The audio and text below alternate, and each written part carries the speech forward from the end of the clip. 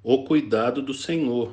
Olá, espero que você esteja bem. Nós estamos aqui mais uma vez para darmos continuidade ao estudo do profeta Zacarias, hoje Zacarias capítulo 10. Mas antes é necessário que eu faça 3 pedidos. E o primeiro pedido é para que você não apenas curta, mas compartilhe esse estudo com outras pessoas, para que outras pessoas venham ser abençoadas, para que outras pessoas venham ser edificadas. O segundo pedido é para que você adquira a Bíblia 365, porque através dela você vai ler um trecho do Antigo Testamento, um trecho do Novo Testamento, um trecho de Salmos e um trecho de Provérbios. Com isso, a nossa intenção é fazer com que você leia a Bíblia toda em um ano. Então, aceite esse desafio, porque certamente você será abençoado. E o terceiro pedido é para que você participe de pelo menos um dos estudos que nós disponibilizamos ali na igreja. Então temos estudos às segundas, às quartas, às quintas, aos domingos. São dias diferentes, horários diferentes, temas diferentes. E com isso, essa variedade de estudos, a nossa intenção é achar um espaço na sua agenda para que você venha participar e adquirir mais conhecimento da palavra do Senhor. Então se propõe a participar desses estudos, porque certamente será bênção na sua vida. E depois desses pedidos, vamos para Zacarias capítulo 10, texto bíblico, do versículo 1 ao versículo 3, que diz assim: Peça ao Senhor chuva de primavera, pois é o Senhor quem faz o trovão, quem envia a chuva aos homens e lhes dá as plantas do campo. Porque os ídolos falam mentiras, os adivinhadores têm falsas visões e contam sonhos enganadores. O consolo que traz é vão. Por isso o povo vagueia como ovelhas aflitas pela falta de um pastor. Contra os pastores acende-se a minha ira, e contra os líderes eu agirei, porque o Senhor dos exércitos cuidará do seu rebanho, o povo de Judá, ele fará dele o seu vigoroso cavalo de guerra. Portanto, agora a gente percebe que é uma palavra do Senhor a respeito do cuidado que ele terá com o seu povo, algo para a atualidade dos dias de Zacarias, mas uma palavra também profética futura dos tempos de Jesus e que chega até nós nos nossos dias. Essa palavra de que todos seremos cuidados pelo bom pastor, Jesus, o nosso bom pastor. Portanto, o Senhor começa fazendo um apelo ao povo, falando para que eles peçam ao Senhor chuva de primavera. Nos dá a entender que esse era o período, então, que a profecia foi escrita, porque ele estava pedindo algo para aqueles dias, algo que não estava acontecendo e de uma necessidade que eles precisavam. Talvez nós aqui da cidade não temos a ideia da importância da chuva. Nos períodos de chuva, quando acontece aí na sua cidade, aí onde você está, qual que é o sentimento? Alegria ou preocupação? Porque aqui em Belo Horizonte, onde nós estamos, o sentimento muitas vezes é de preocupação. Afinal de contas, vai chover, a cidade não foi programada para receber a quantidade de água vinda e, portanto, tem alagamentos, com isso também tem desabamentos, todo tipo de calamidade nós estamos sujeitos no período de chuva, diferente do período em que a profecia foi escrita. E por longos séculos, a chuva sempre foi muito mais desejada do que preterida. Por quê?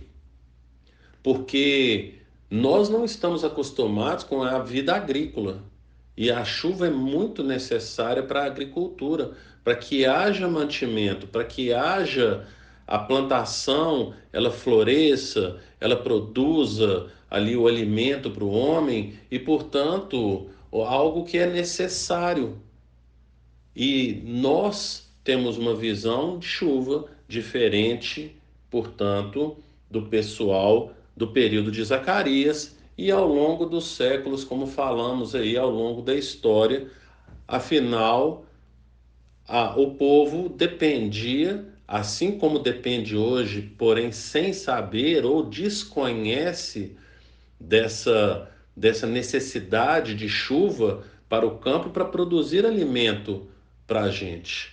Nós que não somos um povo aí agrícola aqui nas cidades, porque no campo sim, um povo agrícola, mas na cidade não somos um povo agrícola, nós entendemos que o nosso alimento vem do supermercado, vem da padaria, vem de um restaurante e tantos lugares assim, mas nunca aí da agricultura. E precisamos do feijão, precisamos do arroz, e sem chuva a gente não vai ter feijão, não teremos arroz, não teremos trigo, não teremos milho, não teremos nada dessas coisas que são produzidas no campo.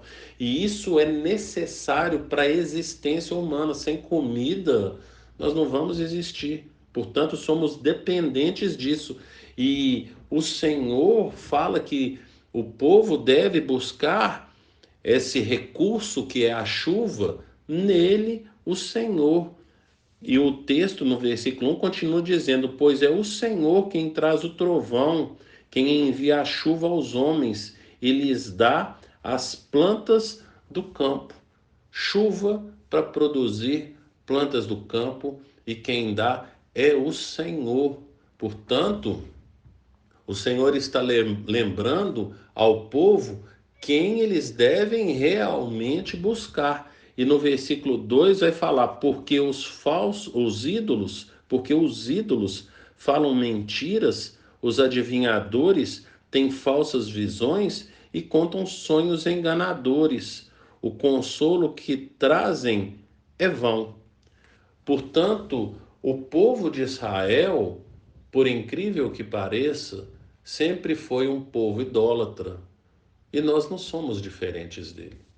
O Senhor fala lá nos 10 mandamentos, o primeiro mandamento é: não terás outros deuses.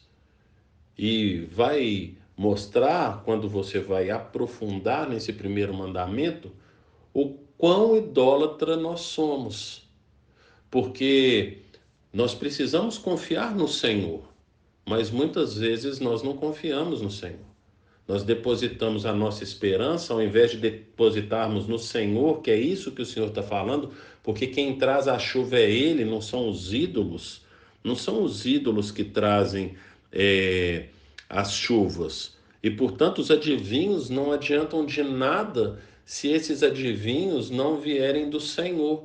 Eles vão falar para o povo fazer certas coisas, e daí você vê os prostitutos cultuais na cultura pagã, na religião pagã do período, como que eles agiam com a intenção de fazer com que da terra brotasse o alimento. Daí a necessidade pro pagão do prostituto cultual. E nós muitas vezes também somos idólatras, porque ao invés de confiarmos no Senhor, ao invés de depositarmos a nossa esperança no Senhor, nós depositamos a nossa esperança num emprego, nós depositamos a nossa esperança num salário, nós depositamos a nossa esperança num cônjuge, ou num filho, ou num pai, ou quem quer que seja, onde nós depositamos a nossa esperança e a nossa confiança. Portanto, muitas vezes, de forma inconsciente, pensamos que nós não precisamos de Deus, mas que precisamos do emprego, que nós não precisamos de Deus, mas que nós precisamos do salário. E por aí vai. E essa idolatria que acontecia nos tempos do profeta Zacarias, desde a origem do povo de Israel, e você vê já desde a saída do povo do Egito, sempre depositando a sua esperança, quer num líder como Moisés, ou quer nos povos vizinhos, não é assim? Mas não depositando a esperança no Senhor. A gente hoje, numa outra roupagem, colocamos a nossa esperança então num emprego, num patrão, num salário e o que quer que seja aí. E nós precisamos entender que isso nada vale a não ser nos afastar do Senhor. E o versículo 2 vai continuar: por isso o povo vagueia como ovelhas, aflitas pela falta de um pastor. O povo precisa de um pastor que o direcione para confiar em nosso Senhor, no nosso Deus. E daí a necessidade do bom pastor, que é assim que Jesus se auto-intitula. Ele é o bom pastor. Os que vieram antes deles eram falsos pastores. E lá no Evangelho de João, capítulo 10, versículo 10, vai falar que o ladrão, e o ladrão é esse falso pastor, ele veio para roubar, matar e destruir. Mas Jesus veio para que nós venhamos ter vida e vida em abundância.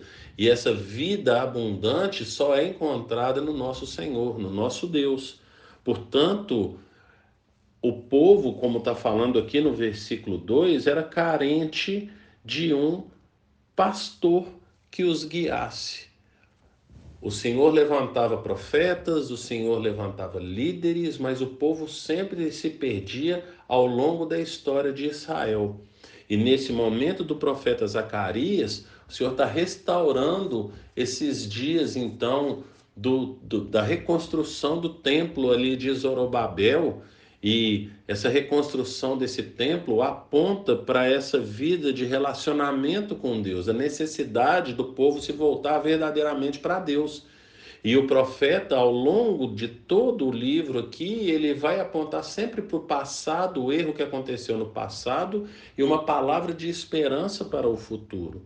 E nós precisamos olhar para a história, como diz o apóstolo Paulo ali em Romanos capítulo 15, versículo 4, que tudo que foi escrito para nos ensinar e produzir em nós esperança. A nossa esperança tem que estar no nosso Deus e não podemos cometer os mesmos erros cometidos no passado.